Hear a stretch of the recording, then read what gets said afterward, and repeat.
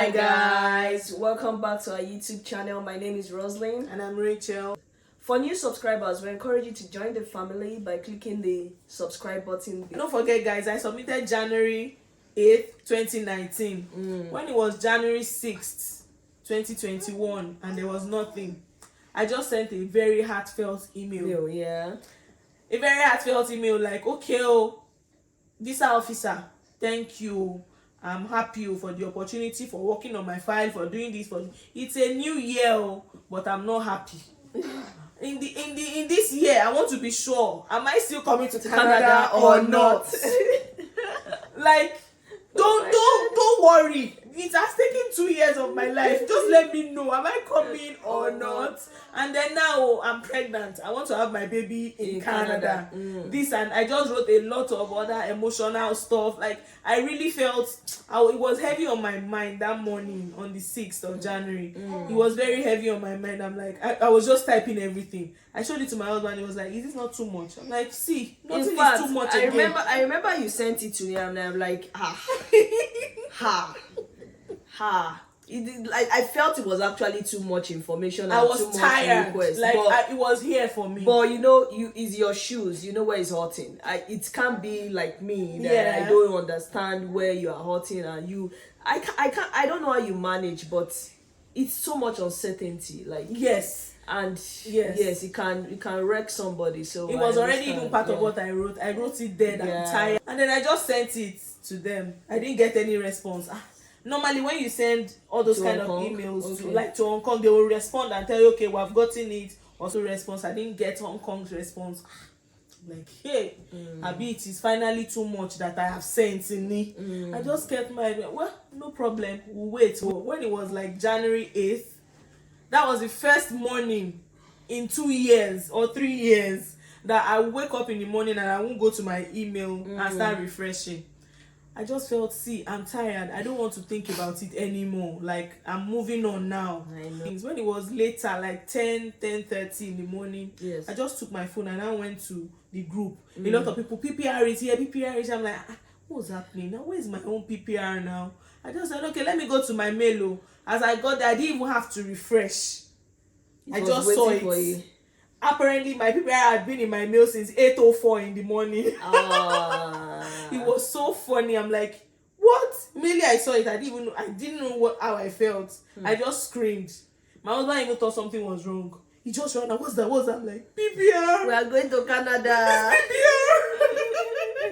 We are going to Canada. I don't forget my face. Like, I was literally in tears. It's actually funny that your PPL came like exactly 2 years. Exactly 2 years after you submitted your application. On the 8th of January. Yeah, you submitted your application on January 8th, 2019. And you got it January 8th, 2021. Like, it's a testimony.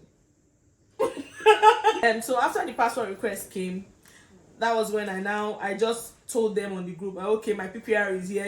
Like a couple of minutes before I announced that my PPR came, I went to the group of recommended interview. Okay. And I put it there that, guys, thank God, I'm 24 months old today, post AOR. All of them, they were like, don't worry, everything is well. They were all praying for me.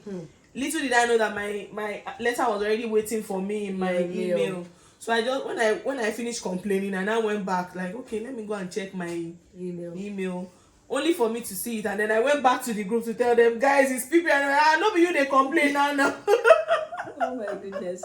It was so funny. Like, we were like, I know, but you, they complain now. I see God, hey, make me go check my own, those kind of things. So I had to, after that time, when we got the letter, we just went on the group again. Okay, what's happening? Where is the fastest place to submit your passport to get your visa and everything?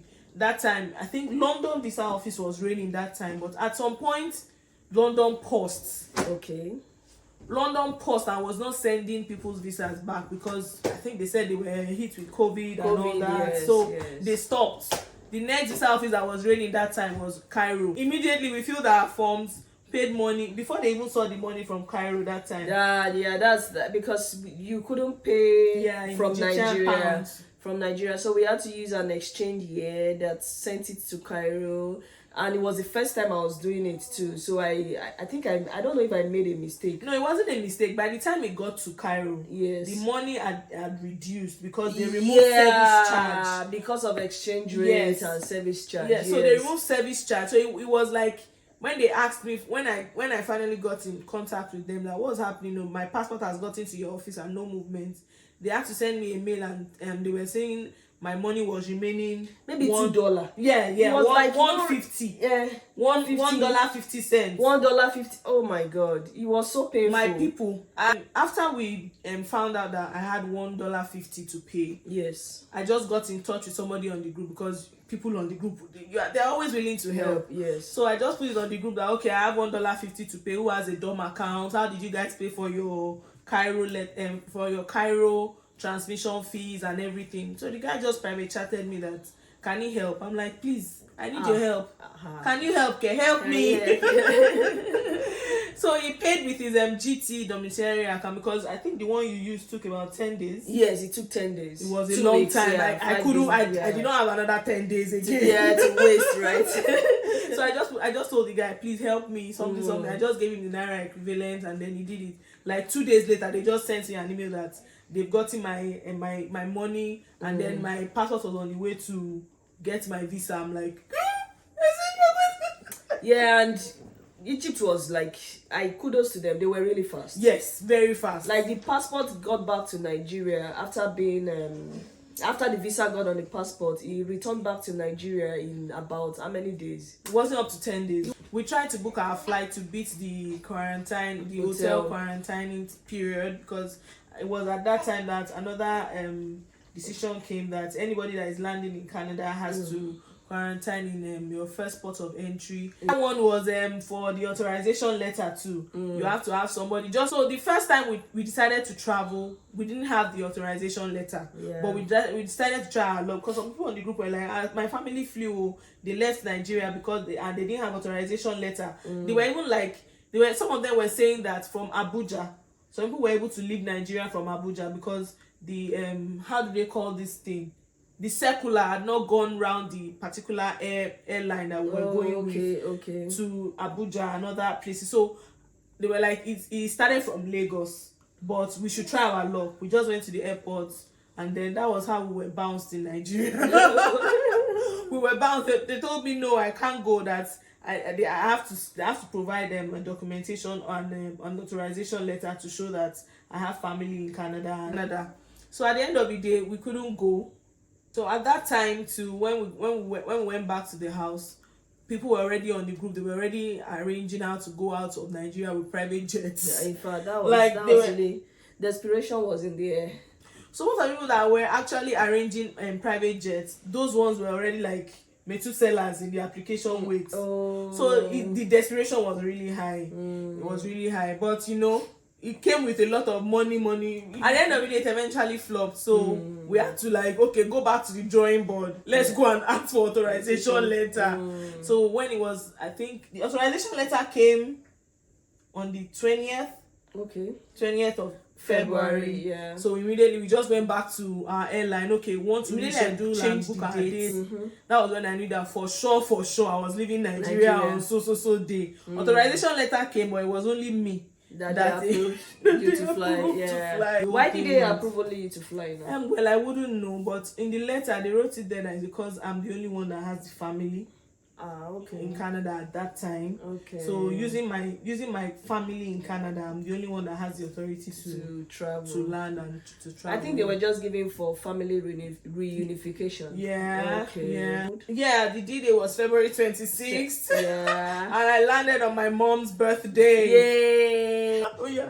So you're celebrating your anniversary and her birthday. They fall on the same day. Right. I remember when I landed and the first thing I was looking for was a Wi-Fi connection. I want to call my mommy. I want to say happy birthday. Your husband joined you like 2 days after. On my third day. Yes. So I had to leave my quarantine hotel. Yes. I had to go to another hotel to wait for him so that you guys can travel down. And I have to give a big shout out to Boost. I remember that day I was supposed to pay. I already booked. I already did everything, and then I was supposed to pay, and they just told me They don't take debit cards. I have to pay with my credit card. Yeah, they don't take Naira credit card. And I try to call them to like give them my credit card, but they don't type. You have to come tap your credit card. It, and then the only person at that point I didn't know what I was gonna do, because thankfully you had somebody that you could and that's also from the group, guys. From the group. She landed like I think almost a year before me. So I just remember, no, let me call Boost now. I just called Boost. I'm like, I need your help. Before I knew it, Busaya was around. And she just paid it. You were like, Peleo.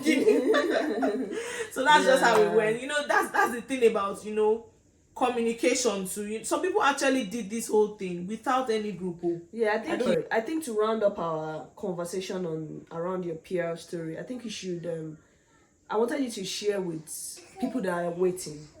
Because you are not the only one that waited for 2 years, right? There are still people in the waiting game. So people that are waiting, what are some of the advices you have for them? I from our discussion now, I can pick out one, which is the fact that you need people, you need support. You need people to lean on. You met Boost on the WhatsApp group. If you were not in that WhatsApp group, I'm not sure I would have managed that day. It would have been something else. And you were in a fragile state, you were pregnant. Continue to be patient and live your life, and trust God too. Don't forget the part of prayer, guys. Don't forget that part of prayer too. I would like you to emphasize on the fact that live your life fact, because I know some people that want to come to Canada, but once they are ready to come as soon as they apply. Yes, exactly. But it's not like that.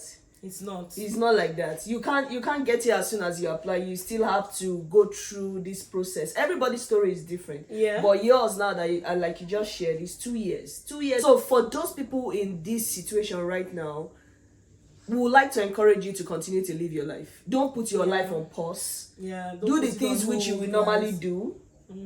So that's what I was gonna. Don't get tired. Don't touch your proof of funds, because they could come in between and ask you to submit another document in between. Especially when while that you have submitted your application, they may want to be sure that you still have that money that you claim to have had upon submission. Then what else? And also in between, I like that proof of fund. Don't spend it in between. I remember they changed the proof of fund amount. So it increased. So if you have started spending your proof of fund and now it's increased, you have to return the one that you have spent plus the increase. Plans to do a sequel to this video, which is going to list the step-by-step guide for express entry if we were to apply again in 2022. There are some news going around that express entry is on a pause now because of the backlog, but you can always join this backlog because yes, you can always join this backlog because you don't know which province can want you as the NOC at a particular time. Thank you. You need to be, no matter what you do now, try and just be in the pool. Just be there. Be in the pool. Because 600 points from a province can just put you off every other waiting, and then you're good to go. And gather your documents. Let it be ready too. So that's another thing. So that one will be coming up after this, because we just wanted to share this story with you based on popular demand for people that wanted to know how Rachael got here, or maybe how Rachael joined me here. How Rachael got her PR. And as always, thank you for watching our YouTube channel. We appreciate the support. We love you guys. If you have gotten to this point with us, don't forget to like, comment, share, and subscribe. Hit the button below, guys. Smash it. Yes, so thank you for watching once again, and see you in the next video. Bye for now.